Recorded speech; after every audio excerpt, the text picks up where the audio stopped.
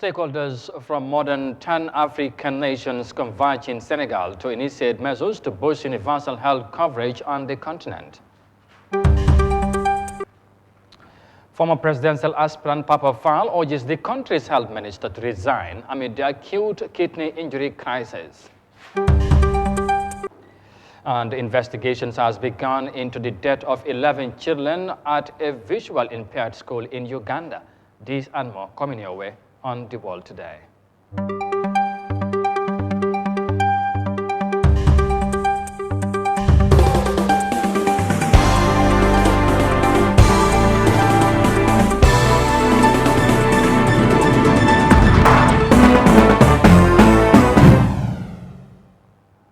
This is Eyeafrica TV, and you are watching The World Today News Bulletin coming to you live from our studios in Banjul. Many thanks for joining us. I am Amadou Kante, and now the news in detail. And we begin with some development from neighboring Senegal, because representatives of 15 West African countries were gathered at the Senegalese capital Dakar from October 20 to 24 in a move to accelerate access to essential diagnostic across the region. Now, the event is in the first of its kind, aiming to support the development and update of National Essential Diagnostic List as a critical step towards universal health coverage. Moses Mendy tells us more of that in this report. In a drive to accelerate access to essential diagnostics across the West Africa region, FIND, the Global Alliance for Diagnostics, together with the African Society for Laboratory Medicine and Africa Centers for Disease Control and Prevention, hosted the representatives from 15 West African nations. The representatives were joined by Ministry and Laboratory Network representatives, as well as partners from leading global health institutions, to craft means and strategies to accelerate access to essential diagnostics across the region. Attendees were invited to explore the landscape surrounding the selection, availability, and uptake of essential diagnostics to map their individual route towards national essential diagnostic lists. Deliberations at the event largely focused on the importance of mapping existing diagnostic networks to understand gaps. Vice President of Access at FIND, the Global Alliance for Diagnostics, Dr. Sanjay Sarin, speaks on the aims of the gathering. Hi, I'm Dr. Sanjay Sarin, and I'm the Vice President of Access at FIND, the Global Alliance for Diagnostics. FIND and the African Society for Laboratory Medicine, in collaboration with African Centers for Disease Control and Prevention, hosted representatives from 15 West African nations with an aim of accelerating access to essential diagnostics across the region on 20th and 21st of October. The event brought together ministry and lab network representatives, as well as partners from leading global health institutions. The event aimed to kickstart the development of national EDLs across West Africa as a lever to increase primary care level access to essential tests, strengthen key health infrastructures, and access national and regional progress towards universal health coverage. The discussions included conversations on opportunities for NEDL development and implementation, including leveraging national health insurance schemes, pooling resources from donors to support the development of common strategic plan in a coordinated manner. This first of its kind meeting provided an avenue for ECOWAS countries to understand and recognize the need to have an EDL as a critical first step towards improving access to diagnostics at PHC and at the same time strengthen disease surveillance. A regional approach to engagement is essential as it allows the countries to learn from each other and collaborate to develop common approaches and a shared strategic vision to increase access to diagnostics. Dr. Ashenafi Ashete, Program Manager at the Africa Center for Disease Control and Prevention, described the workshop as an ideal forum to cement diagnostics as an important component in healthcare. The use of accurate quality diagnostics is the first step in the development and implementation of strategies for treatment, control, and in many cases prevention of diseases and outbreaks. Their critical role in the health system has been brought into sharp focus by the current COVID-19 pandemic.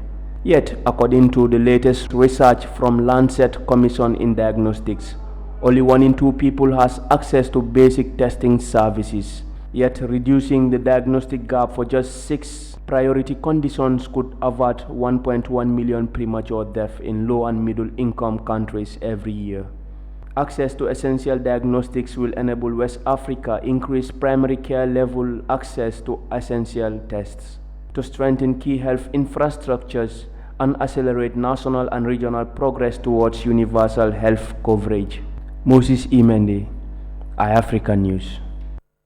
Now let's stay with health-related matters, but this time here in the Gambia, because former, presidential aspirant Papa Fall has joined the fray, calling on the Minister of Health, Dr. Amadou Lamine Samate, to honorably resign over the acute kidney failure that killed 70 children in the Gambia. Now, deaths were linked to an Indian-made pharmaceutical cough syrup that was imported into the country, thus resulting into an unfortunate health crisis. Mafu Gisise has the details in this report.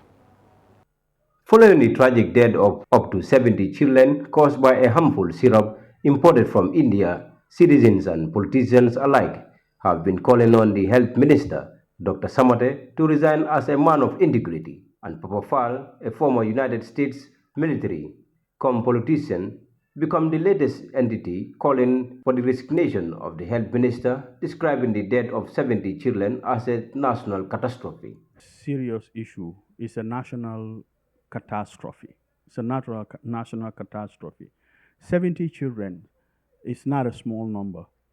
It is not as though it was a pandemic or something, cholera or so, but this is man-made, a lapse in government responsibility, because you see a company that is importing products that have industrial toxin that is placed in children's syrup that has killed 70 people. I think that the government should squarely take the responsibility and come to the Gambian people. The saga has captured world attention, but President Adama Barrow, in his statement, seemingly took the death of the 70 children lightly, to the dismay and disappointment of Gambians. Gambians that felt disappointed over the head of state address comparing the death to the number of children the country had lost. This is the former U.S. military's viewpoints. Made a press conference. The problem with that press conference is he wasn't speaking from his heart. I would have advised him to speak from his heart. The message that he was sent would have been different. The Gambia government have been lackadaisical about the child deaths, as nobody have been held accountable, but only called for the closure of the Atlantic pharmacy that imported the said medicine into the country. I think that the government should take a hardline stand against the Indian government and the company. Call the Indian ambassador and be straightforward about what you want, not playing soft. The company should be held responsible.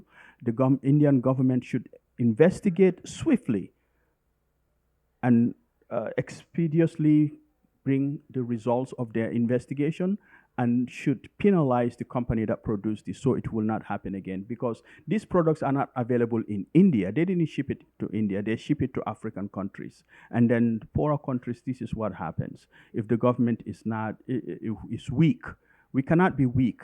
This is a national catastrophe, and we cannot stand by and let it pass. As the former presidential aspirant reiterates his call for the health minister, Dr. Lamine Samate, to resign, he also implored him to leave the office and take responsibility for the national catastrophe that happened under his watch. For the minister, I think that the minister should take responsibility. I know him, he's a great guy. He's a very down-to-earth, and I don't question his honesty and integrity. But this happened under his watch. It cannot be brushed off. It's either he choose to face the Gambian people and tell them that I made a mistake and I am stepping aside, or I made a mistake, I am going to correct this, and then you can rest assured it will never happen again. But it cannot be it should not be the same as every day. This is different. The Gambian leader is under fire, with critics characterizing his leadership with rampant corruption and less effort to redress the situation of the country. Papa Fall therefore called on Barrow-led administration to get to the bottom of things and unearth if the paracetamol syrup was imported into the country through corrupt means before eventually claiming lives of children. That is causing a lot of issues right now. Corruption is rampant, and corruption is the foundation for every ill that you can see in a country. Because this kidney issue, this death of 70, came about through corruption. Because now we're seeing that these medicines entered the country unnoticed, and their hard investigations must continue to reveal whether there was foul play or there is corruption involved in it. Other areas, it's the same thing. Mafuji Sise, Eyeafrica News. And from the report by Mafuji Sise, now elsewhere in the continent, works have resumed at the highly anticipated railway linking Egypt and Sudan after 10 years of delay. Authorities of the two North African nations have been negotiating on how to restart the project to enhance transportation and economic cooperation between the two countries. The much vaunted railway link between Egypt and Sudan may finally become a reality after Kuwait agreed to fund a feasibility study. And let's have more details of that in this report. The ambitious railway project linking Egypt's Aswan city to Sudan's Wadi Halfa is finally back on track after over a decade's delay. Talks started in 2010, but the two uprisings here suspended talks till 2015. President Sisi relaunched the talks in Sudan, but an uprising there and the pandemic in 2020 delayed it again. The railway network will be a more convenient form of transport for passengers than the more expensive airlines or longer bus and ferry rides. But it will also promote economic ties between the North African neighbors. The freight trains link will strengthen bilateral trade as Egypt needs agricultural and livestock products from Sudan, as well as exporting various commodities and goods to Sudan.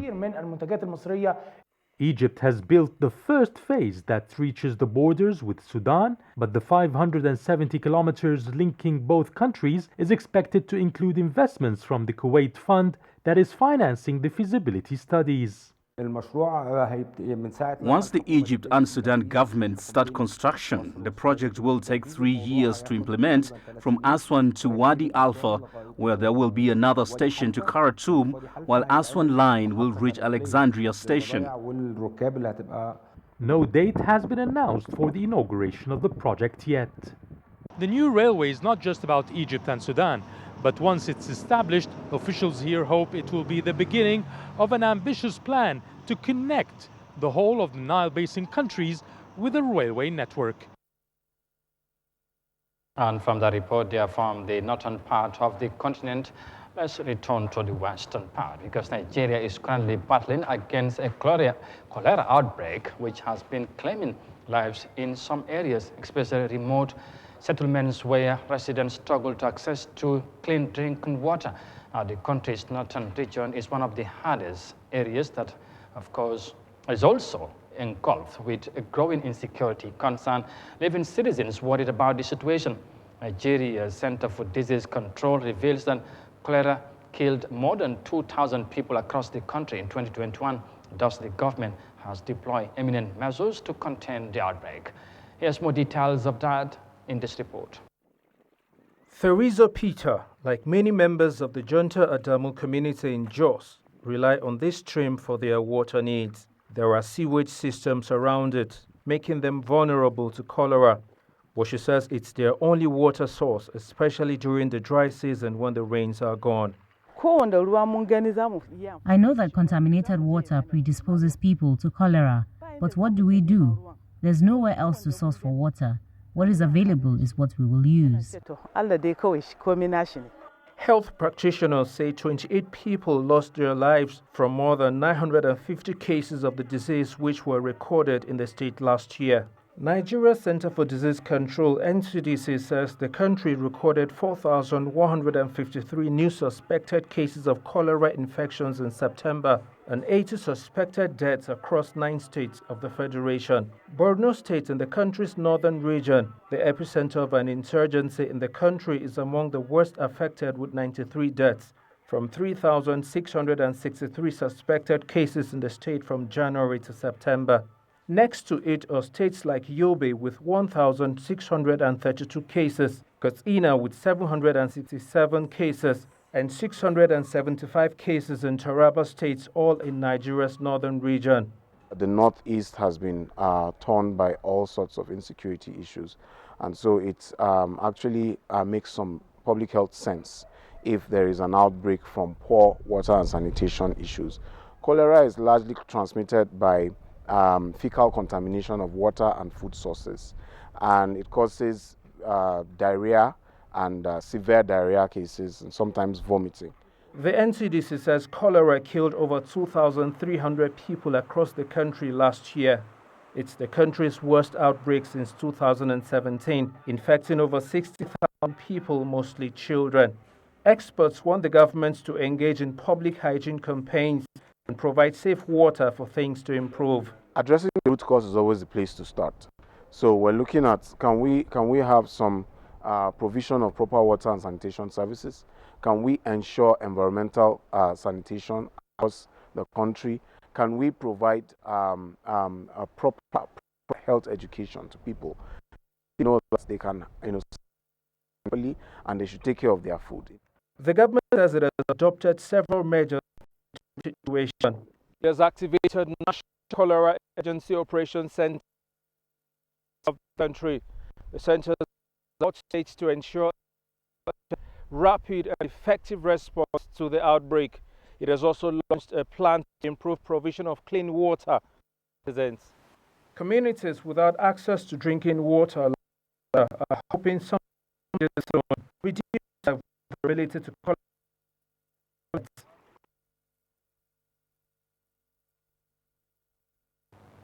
This is Eyeafrica TV from the Gambia, and you are watching the World Today News Bulletin.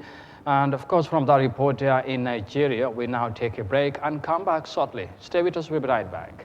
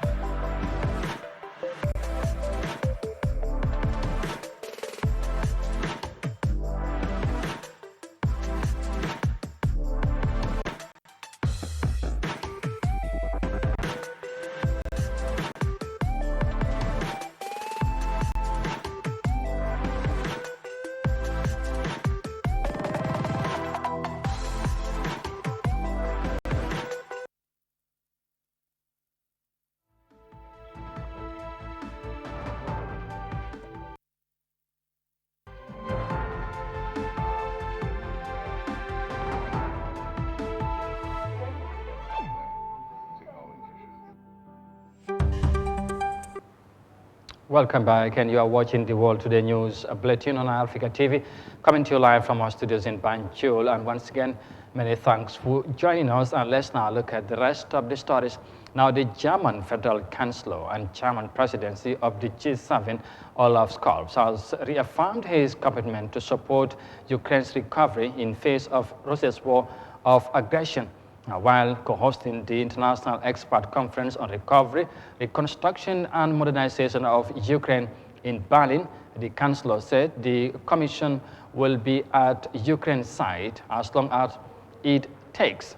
Mavuji Sise has the details in this report. The International Expert Conference on the Recovery, Reconstruction and Modernization of Ukraine that took place in Berlin is an important step that demonstrates support from the Commission and the international community to Ukraine amidst the Russian aggression. Most part of Ukraine's infrastructure has been reduced to rubble due to heavy drone attacks on its soil by the Russian military. The German Chancellor therefore estimated that the damages Ukraine is suffering due to the war amounts to hundreds of billions of euros, and in this regard, there is a need to focus on reconstruction, which houses, streets, and companies will need to be repaired. He explained that the future of Ukraine lies in Europe, and Europe's common objective to support Ukrainians, men and women, on a path towards the peaceful, democratic future, adding that the global community is in solidarity with Ukraine. Now we want to discuss together with experts about how we can pave the way for Ukraine's reconstruction.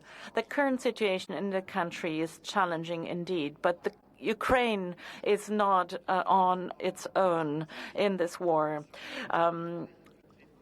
Support for by the international community is certain, and all international organizations have reiterated and underlined this here. Broad international support for the reconstruction of Ukraine is also exemplified and illustrated by the participation of our partners from the G7 and G20, the EU member states, and further countries, especially also international organizations and financial institutions. The message, this conference sends out a clear message. We stand together as global community and will continue to do so in the future. Plans for the Ukraine's reconstructions have started. Ukraine has proposed a plan for reconstruction that has evolved since the meeting in Lugano and is an important starting point for talks. Together with Ukraine, Europe wants to create the foundation for an inclusive and transparent donor platform that should coordinate the Ukrainian reconstruction process and has to be well coordinated with everyone needed to be on board. Chancellor Olaf concludes by calling on the Russian leader Putin to stop the war and senseless killings and withdraw troops completely from Ukraine. Ursula von der Leyen, the President of the European Commission, says what's necessary is to support Ukraine on the facts that the country needs continued financial support to be able to pay the functions and fees of the police officers, soldiers, teachers, and hospital staff, which are the minimum required, which is why they will discuss within the European Union on how to make fair contribution in that regard. In that regard, I know, Prime Minister, dear Dennis, that it is very important for you that starting January there will be a reliable, stable financial support, grants available to your country so that in these times of war, Ukraine can rely on being able to cover the financial burdens of everyday life. Everyone at this conference is quite aware of the fact that reconstruction is not something that can begin only after this horrible war has ended, but that it is something that has to begin to some extent here and now. Rehabilitation is required because we are aware of the fact that President Putin, in a targeted manner, attacks civilian infrastructure in order to paralyze Ukraine, in order to terrorize the people in Ukraine. We will not allow that happening. She revealed that they have supported Ukraine with school buses and helping with the energy infrastructure and supporting the country in preparing for the upcoming winter for the construction of shelters for people who lost everything they had and need a roof over their heads. And third is the reconstruction of the country. According to the European Union President, the conference is aimed at the right structure for such a reconstruction, aiming to bring together as many parties as possible to cover as much issues as possible. Should that platform be organized to allow for transparency and reliability, to allow for good spending of the funds going to the right things, and what steps should come first. The gathering brought together experts in various disciplines and backgrounds, international organizations, senior government representatives, think tanks, and academics, as well as representatives from civil society and the private sector, together with the Ukrainian government. Mafui Sise, Eyeafrica News. And now to some sad news, because parents are mourning the loss of their children who died in a fire incident at a visually impaired school in Uganda. And 6 children, of course, are under critical conditions and currently being hospitalized. Whilst more than 10 children survived the incident, an investigation to ascertain the cause of the fire deadly incident has since begun. Authorities of the country's education ministry are dismayed by the fire incident and vow to put in place tougher regulations to avoid such recurrence. Here's more details of that in this report.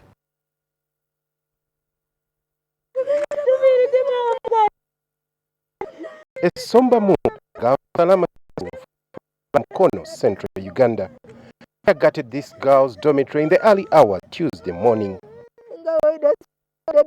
The school had the incident to find her. Efforts by the school matron to save the victims of the fire. One of the girls shouted, "Ah!" I woke up and saw one of the girls engulfed in fire under a mosquito net. I started taking out. I couldn't manage, so I called for help. 6 students have been taken to hospital in a critical condition. This burnt-out building has been accommodating 27 learners, and 16 of them survived the inferno. Forensic experts are now investigating the cause of the fire.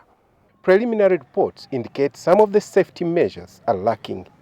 The first observation that we looked at the dormitory, the Ministry of Education and Sports had given guidelines that dormitories should not have bungalow proofs, but this one has. For easy access, easy escape for the pupils, for the students in case there is fire outbreak. Secondly, the room was a bit congested, and yet there is a guideline on the spacing of the rooms. So those are the investigations that will reveal later what happened. In 2008, 19 students were killed by a fire at a boarding school in Kampala. The country's education ministry issued guidelines on how to avoid fire outbreaks. They include setting up emergency exits, firefighting equipment, and security committees, among others. But not all schools are following the guidelines, which results in more fire outbreaks. Local authorities are now warning of punitive measures. We are not going to tolerate any more such incidences in the country. The best we can do, or the worst we can do, is to close the school, period. Because we've been sensitizing people. We've been telling them about. The incident happens as the school prepares to host the UK's Princess Anne. Local authorities have now tightened security around the school, and they are also urging other schools to implement the set guidelines to avoid fire outbreaks. And from the report there on an unfortunate fire incident in Uganda, let's come back home now, because Gambia's National Assembly Wednesday convened an extraordinary session on the unfortunate acute kidney injury crisis that has claimed the lives of 70 children in the country through the consumption of certain syrups manufactured in India. 1/3 of the National Assembly believes that it is a mandate upon them to take up the issue as people's representatives. Mariama Cham followed today's proceedings in Parliament, and she now reports. The motion for the Assembly to convene its third ordinary session in the 2022 legislative year was moved by the minority leader of the National Assembly, Honorable Alhaji S. Dabo, parliamentarian for Birkama North. As NAMS took positions to debate the motion, others commended the Health Ministry for the timely alert of a key. However, some parliamentarians believe that the Minister of Health, including individuals, must be courageous to take up responsibility for the deaths of these children. Under this circumstance, Honorable Speaker, somebody must be held responsible. I am not saying the minister is responsible. I have already dilated how responsible the minister was as a medical practitioner, a surgeon for that matter, cure lives and saves a lot of lives. But under this circumstance, it is unfortunate that this happened under your watch, and somebody must take responsible even before this inquiry. And there are heads of institutions in this country, including Honorable Minister himself, head of Pharmacy Council. Let somebody take this board decision and take responsibility of this disease. Honorable Speaker, the Gambia is at crossroads. Wonders will never end in this country if people of this country do not want to take responsibility. We need to take responsibility for our deeds, and we need to take responsibility for the roles that we play in our institutions. Until that is done, the truth will never come out. There is a lot of denial going on, and I think it is about time, as citizens of this country, we should be frank to each other. I have actually had some of my members actually singing the Ministry of Health. And I think on this particular issue, we just need to do justice to the Gambian people. And in doing justice, I think we kind of rushing to upload the Ministry of Health rather. And looking at how this information was broke out, I think it emerged from WHO before the Ministry of Health. And we would have expected for such information to be relayed by the Ministry of Health. And I think it has in fact went to an extent that the Ministry of Health were challenging the WHO as to the way and manner the information was broke out. As far as this current situation is concerned, we are all victims. And the most vulnerable are the children. And these children, we are the parents. So in that regard, I want to seize this opportunity to thank the minority leader for coming up with such a motion to see to it that a committee is being assigned to investigate to the bottom of this crisis that we are faced with as a nation. Meanwhile, the National Assembly Select Committee on Health is tasked to do a thorough investigation of issues surrounding the acute kidney injury deaths of children and present a report in which parliamentarians will take turns to debate the committee's findings. The deaths of the 70 children in the Gambia are said to be caused by the consumption of paracetamol and other cough syrups manufactured by a maiden pharmaceutical company based in India. The deaths of the children have caused a lot of commotions, as many call for the dissolution of the Pharmacy Council and the resignation of the Health Minister. With the matter reaching the National Assembly, many have hoped that solutions and answers to the root causes and those responsible will be addressed. Reporting for Eyeafrica News, I am Yahya Jammeh. And we hope to bring you more details of today's extraordinary summit by the National Assembly in our subsequent news edition. But of course, for now though, many thanks of course for the pleasure of your company, and more details of this, of course, like I say, would also come in our other programs. Well, thank you very much for watching, and until then, bye for now.